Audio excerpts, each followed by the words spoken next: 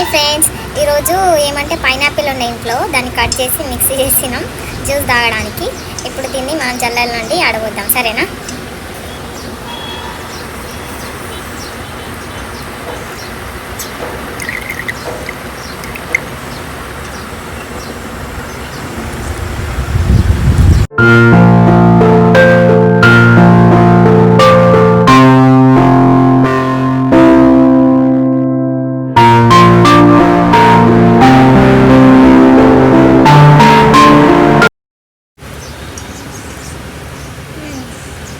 Same బయట ఇస్తారు చూడండి జ్యూస్, అట్లనే అనిపిస్తున్నది తాగితే.